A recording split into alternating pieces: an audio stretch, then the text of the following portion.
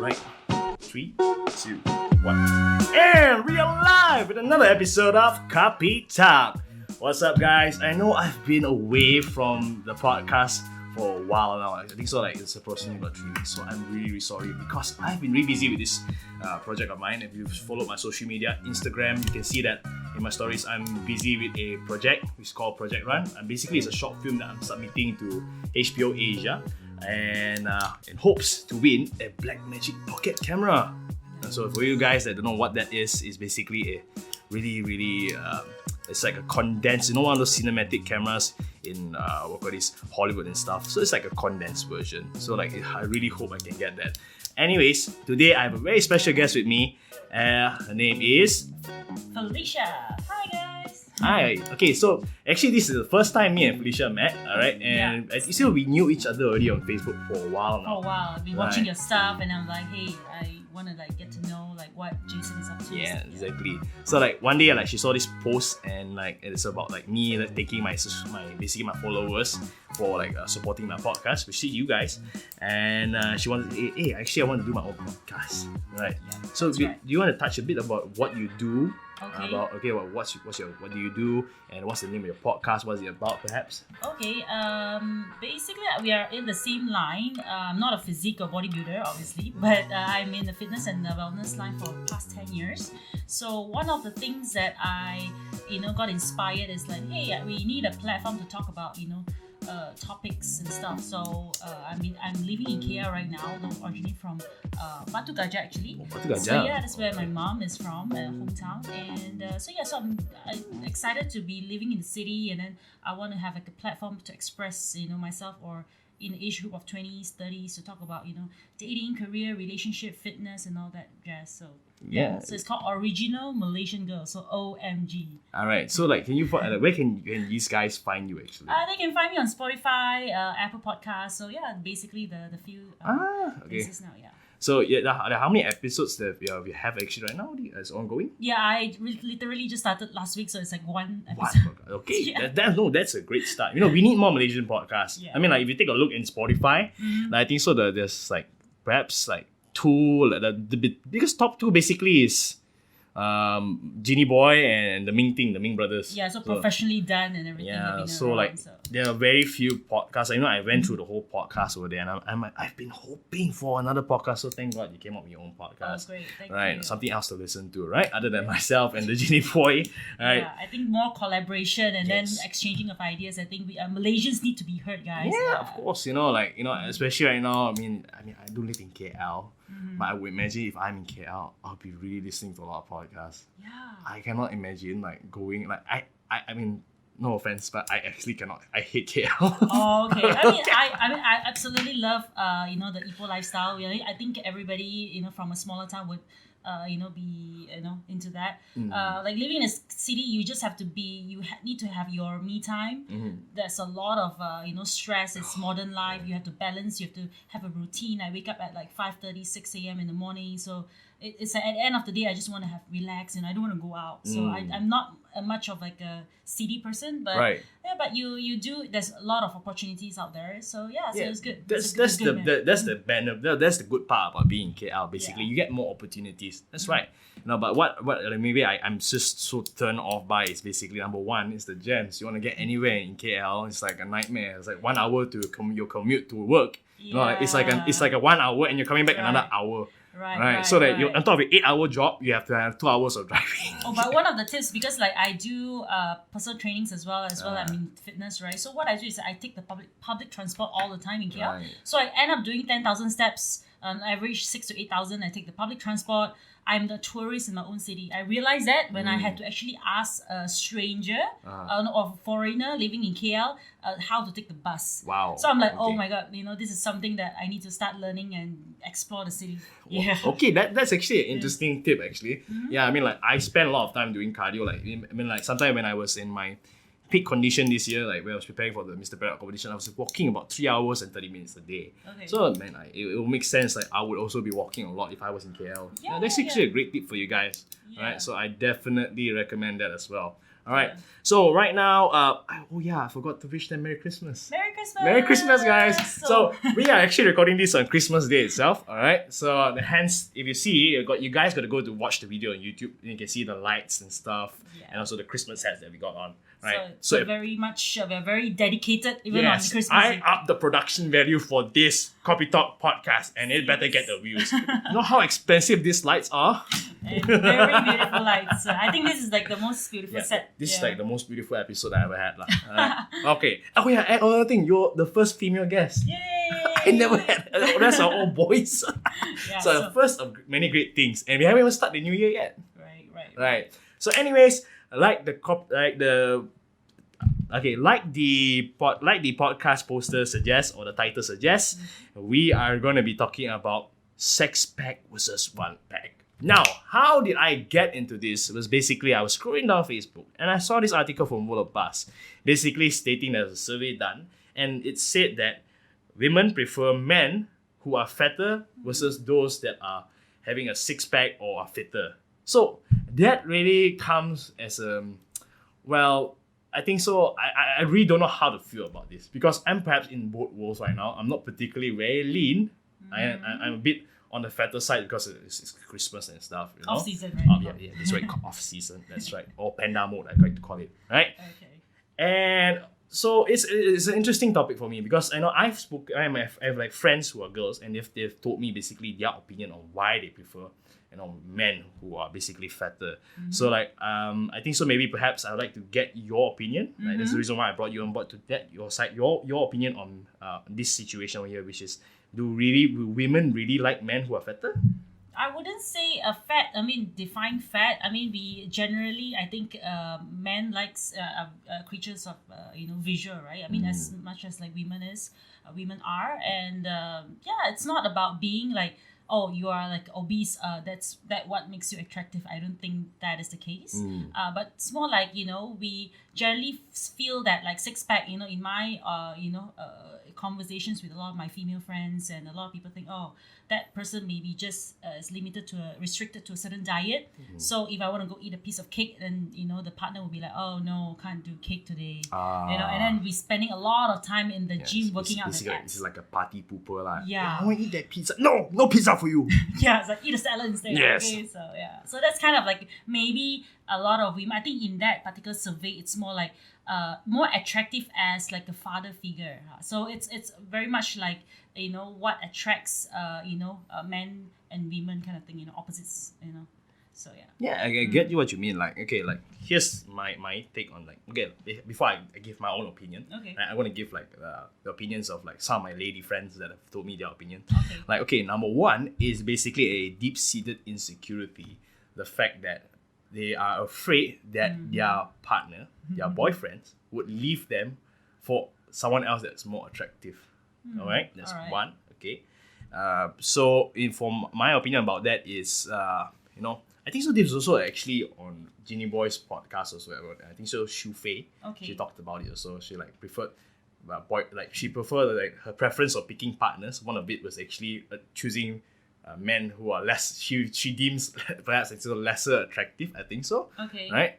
And not so much of a homework and worry kind of thing. Yeah. I get what they mean. Yeah. Exactly. Okay, that's one. That number two is the fact that which being someone that's been competitive bodybuilding, a personal trainer myself, and it's definitely, I believe, a selfish sort of lifestyle in certain senses because you have to understand, you have to be a little bit selfish in order to maintain a certain shape. Achieve your goals, right? Yeah. There are the underlying few genetic freaks that can eat anything and still have a six-pack, but I'm definitely not one of those people. Yeah, most of us are. So like I'm in a constant cycle of being fat and very lean for the past 6 years.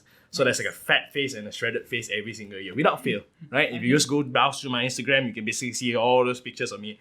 Alright, so basically, I know when I'm very, very lean, I'm really moody, alright, very low carbs and stuff, and like the hours I spend at the gym, and I think so. It's like they're afraid that they won't have time for their boyfriend to have time for them. Basically, that's like another thing, right?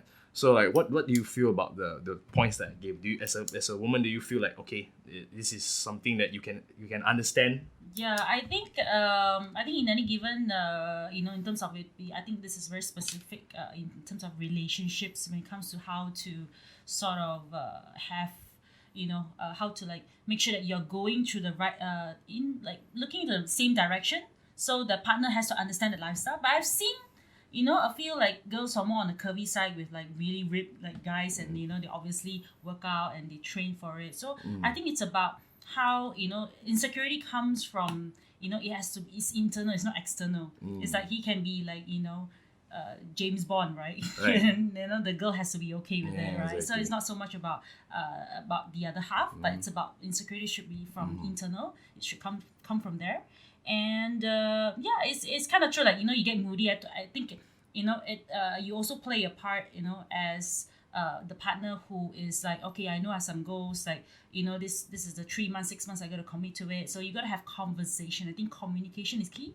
So I think that it is true. You get frustrated, but if you are on the same page and then go, oh no, we know that we are going to get there, and then we can journey together, kind of thing. So yeah, I think that is what I mean. I'm giving like the solution to it, but Yeah, exactly. but I feel that it's a bit unfair if you talk about just like, oh, you're doing this and this and this, that's being selfish. What about me? But yeah, this is the kind of lifestyle that actually requires a lot of dedication, as do any other profession.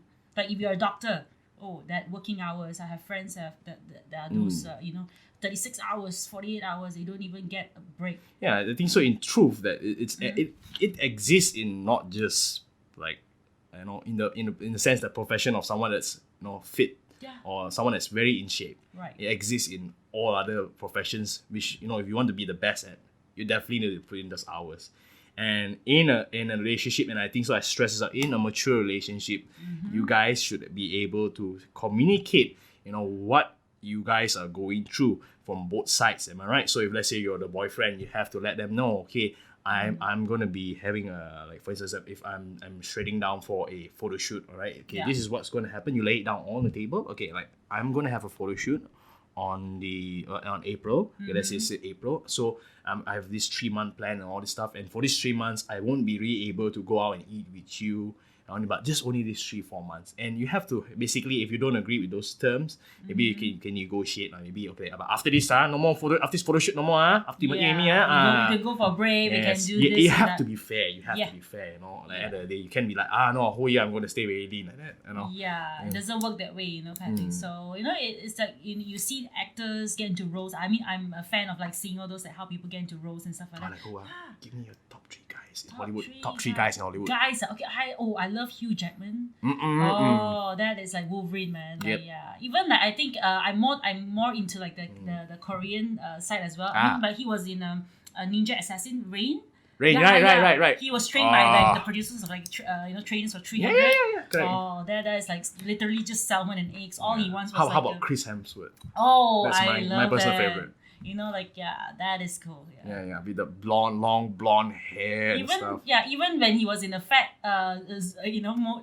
Come on, like that was so unrealistic. When I saw that fat suit over there, that is so fake, man. Yeah, I was like, he has to train even for that, I think. So, What? yeah. I mean, like, I'm not mistaken, he was in between 2 movie roles. That's why they have to make it like, that's why you can still usually see like his arms is still really buff and stuff and all that. Yeah. He's not your typical fat guy.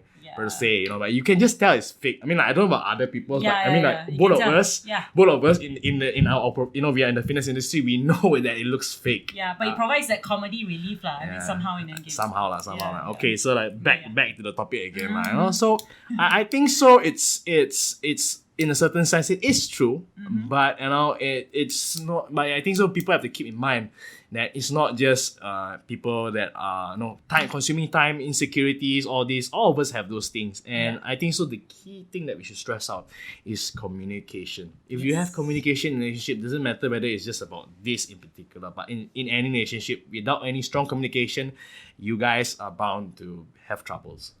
Right? I mean, even among friends, I think it's also for like not just like in the terms of like getting like ripped or 6 packs. Like if you talk about like a certain goals that you want. Oh, I'm gonna be busy doing this, like work stuff.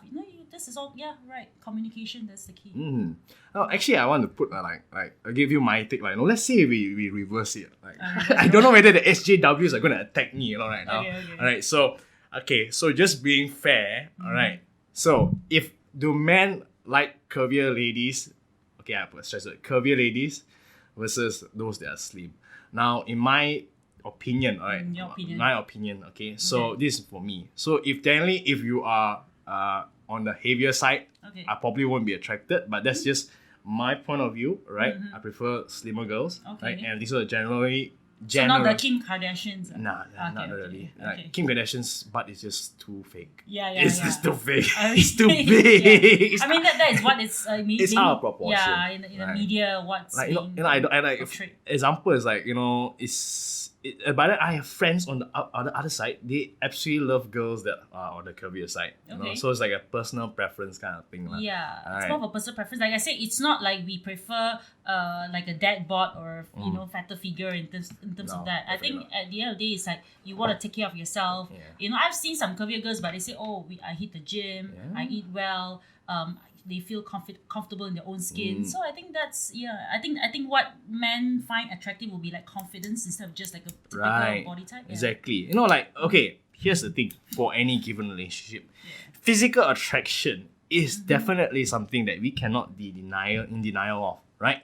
You look at someone and you're attracted to them. Okay, that's number one. But here's the thing: physical attraction doesn't last, right? You can only be physically attracted. I think so. There's like the honeymoon phase in any relationship for only a certain period of time, and especially I don't know what sort of relationship you're looking for, but if you're looking for something long term, someone to spend your life with, you need to be in love with the person's personality and character, right? So they treat people, and you're gonna wake up to the face every day, right? So face is one thing, but imagine you go blind and you can't say anything, right? But if I have to hear my wife heckling at me every single day for the wrong reasons, for unfair reasons, I have to stress that. Unfair reasons, I don't think so. I want to be with that person. True.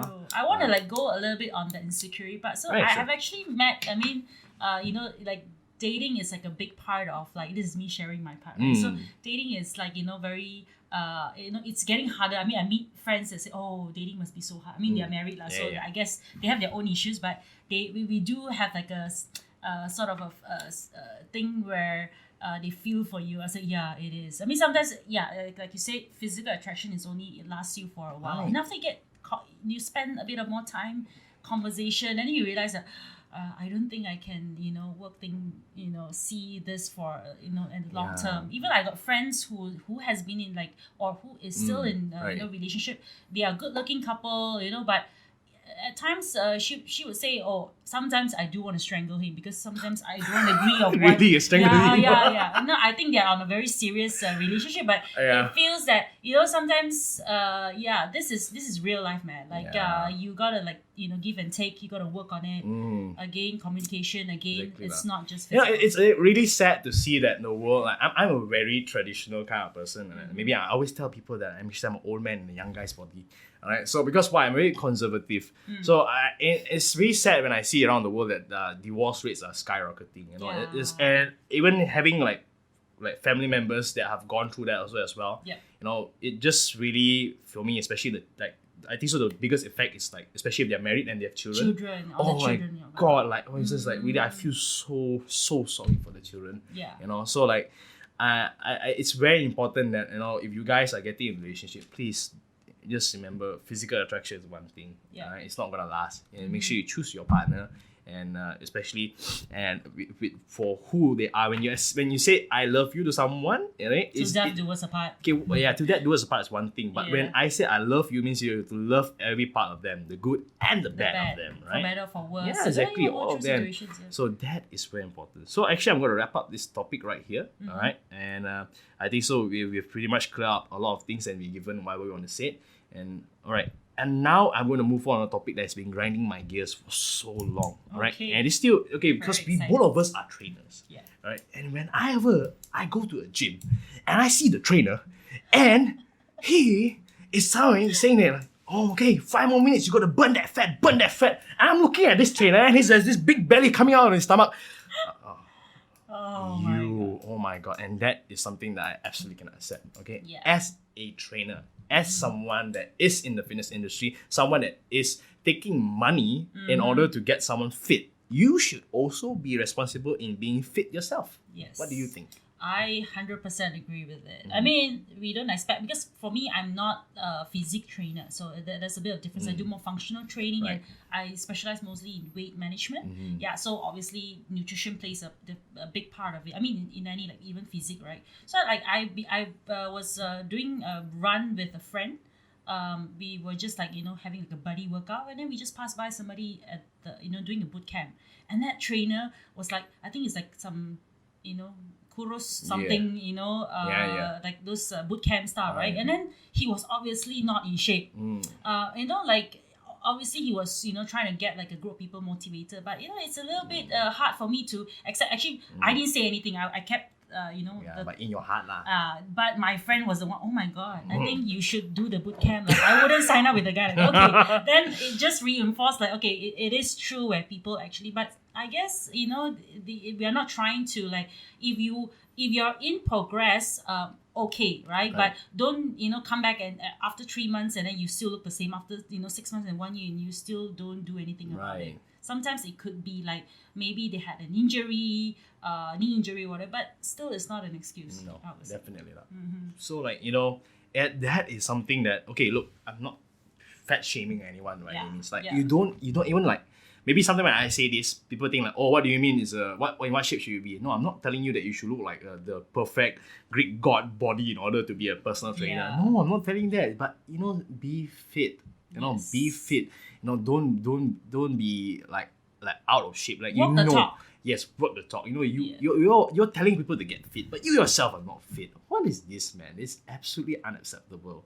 All right, and okay, like, so we just got to go through like a bunch of like other things that perhaps maybe we want to talk about. Okay, so like another thing is like, okay, here's the thing about me when back, this is a couple of years back lah. Okay, so like I always had this thing whereby, okay, like, I literally lived a very monk-like life for like close to 6 years. I only ate out of the Tupperware for like pretty much like all of my meals. Right? I barely ate outside. Right?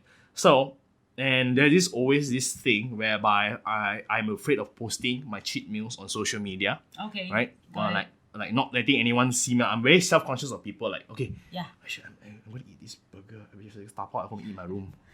Right, so like, because I'm so afraid of like people saying, hey, Jason, you tell me eat salad, why you eat this burger? And I'm like, So like years down the line, and you realize that you cannot put up a show like like in social media. A lot of people are like, they only show you what you want them to see, right? Isn't it? So like, you also have to show that you're also a human being. Right? If they see like what you're doing is like unrealistic, nobody's ever gonna try to attempt what you do. So these days I just like post like yesterday I just like post like my whole eating like Christmas dinner and all this stuff. Like, in general, I just put more food rather than the bland chicken breast and stuff that I usually eat. Yeah, I think that's really important because we are human. Like, as opposed to a lot of people think that we eat clean all the time, like no salt, no sugar, no MSG, whatever, right? But no, we do eat like normal. I mean, I had you would say, do you have like burgers? Yes. Fried chicken? Yes. That's right. It's just like not every day. Like, you gotta like eat according to your goals, I think. Yeah. Exactly. At the end of the day, like, if I'm posting like food, like real food, like my treat yourself meal. I don't call it like cheat meals because I find that it's not really cheating myself, but I know intentionally, I'm eating it and I don't feel guilty about it. So my training programs has always been like, how to develop good relationship with food and fitness. Like, you don't try to make food a reward, and then you don't treat like exercise like your punishment.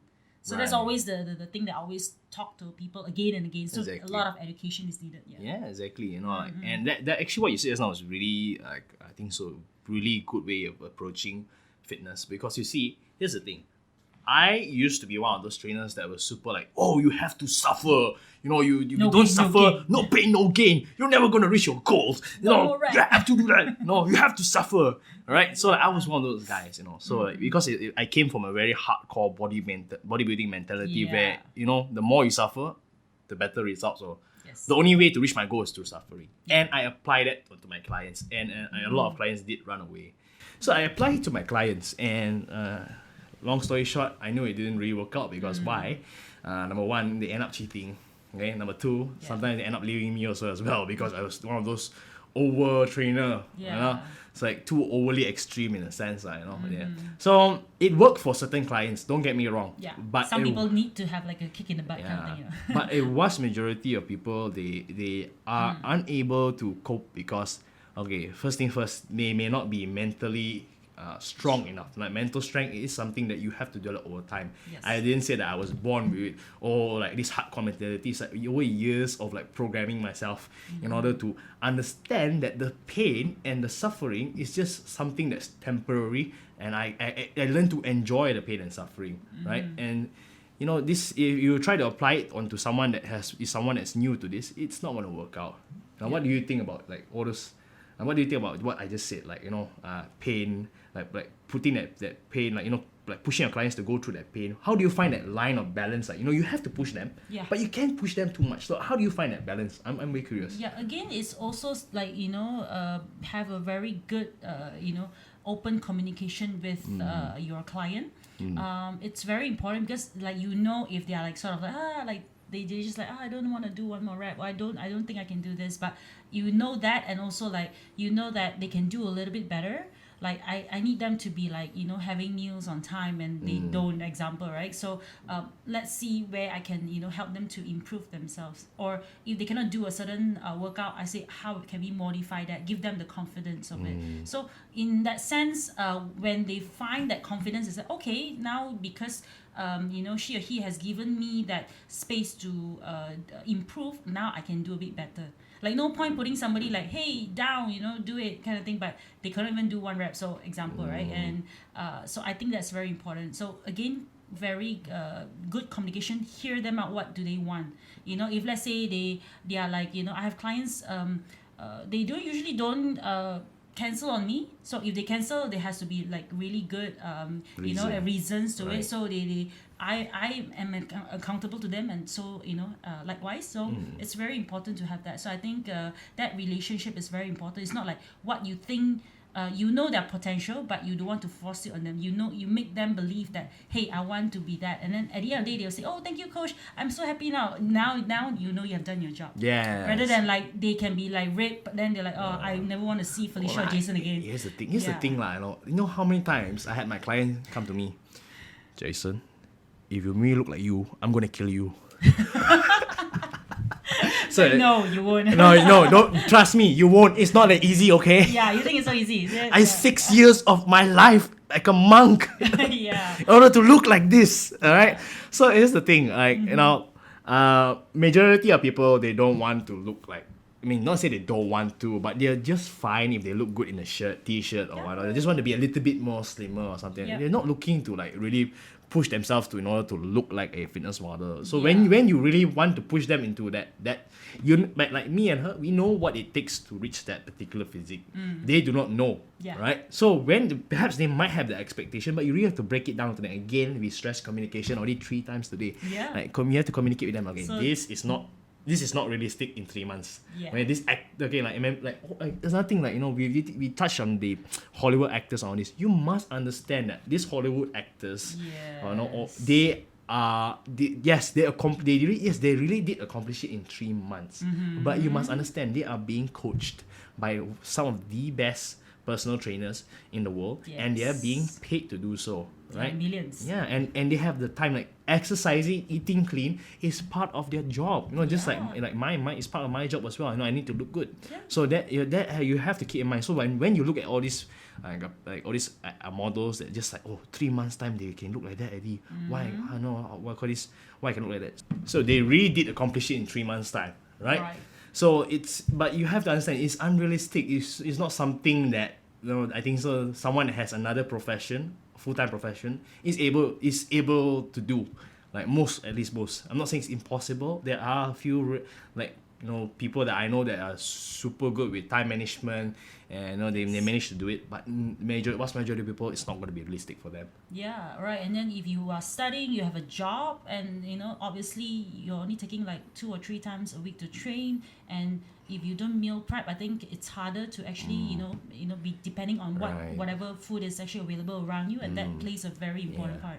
Yeah, and okay, so I think so. It's been a really great time talking with Felicia over here. Like having another trainer over here to actually talk about these things and have them actually understand, and like telling you guys our perspective as trainers.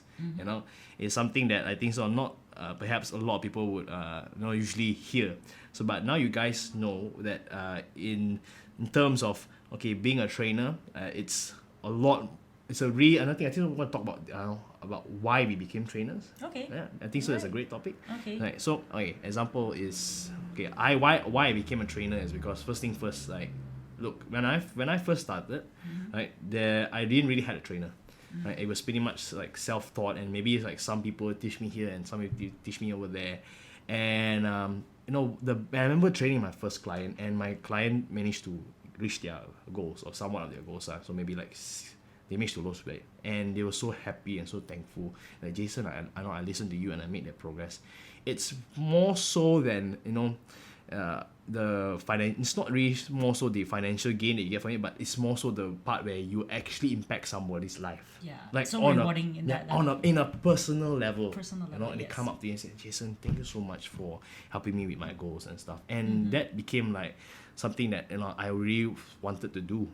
So and over the years, I always tell people this: if you can make your passion a career, you never have to work a single day of your life. Yep. Yeah, so like for me, training people is definitely a passion. Yeah, Like, it's working harder on yourself and every single day to be better.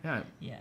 As much as our clients push us, actually, as much as we push our clients, Okay. I think so they push us as well. Yeah, right. Yeah. I mean, I never really have to like wake up at like 5:36. I mean, setting my first appointment at 6:30 in the morning has been like wow, okay, very challenging, but after a while actually helped me to become a better person, not just a trainer. Like I have my routine, I have things that I can achieve by the first few hours of the day.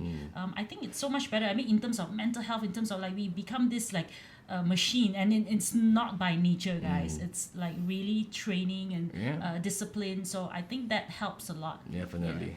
Yeah. So like, why did you become a trainer?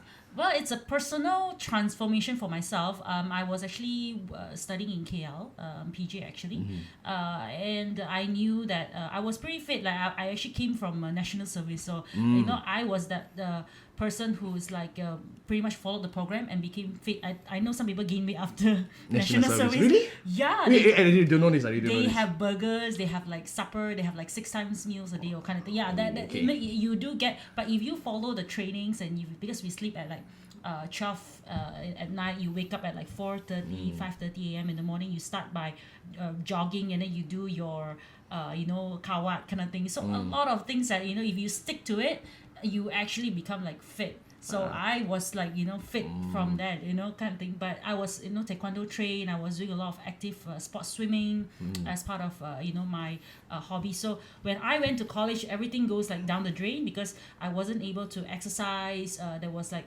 safety issues and things like that. So I gained like 10 kg in like 2 months, and I realized, oh my god, this is not me, right? And so long story short, I met a coach and I lost the weight, and then I started, introducing like fitness back into, my lifestyle. And I said, hey, training is not a bad thing. And then, I can actually, it's not just financially rewarding, but it also allows me to sort of live this kind of lifestyle and walk the talk. Yeah. So that's why I'm really like, it's not about when people ask me, hey, how do you maintain after all these 10 years? I'm like, because it's like my lifestyle. It's no longer like I want to be thin just because I want to be thin. It's like I need to walk the talk to be able to be still relevant, to be motivating to my clients and people in general. So so it's a personal transformation, and then adding on with like a lot of friends, a lot of knowledge, a lot of trainings along the years that has empowered me. Right. Yeah, that's a really inspirational story, and like I like what you just said. You have to make it a lifestyle. It's not something you do for 3 months and then you stop. No. You don't. Right. Okay, so I think so we're about to wrap it up for our podcast today. But before that, Felicia, do you want to promote anything? Like for instance, you want to promote your podcast again, or you want to promote perhaps like your personal training services out there so that people can contact you. How do I contact you if I want to train with Felicia? I'll be happy. I mean, I have my personal Instagram, which is I'm gonna put it up here. at Felicia Wong 24. Okay. Not that I'm 24 years old, but I am 24/7 excited, right? Okay. And then I do have I'm doing actually more corporate wellness in care right now. I'm doing some personal training. So yeah, I'll be happy to be in like a communication connect with you guys via Jason or via myself personally, no problem. And yeah, I'm excited to actually start my podcast. Yes. It's called OMG, Original Malaysian Girl. So it's just like to talk about people in the 20s and 30s. I think we do need a platform to express ourselves in a more authentic way, like not so filtered. We want to just be vulnerable. We want to talk about mental health, relationships, dating, career, and all these things. Yeah. So I think it will be a good start. So thank you so much for having me. All right. Okay, guys, thank you so much for listening to this podcast again, and I am so looking forward to your podcast. I'm going to listen to it as soon as possible. I didn't know the first episode was out.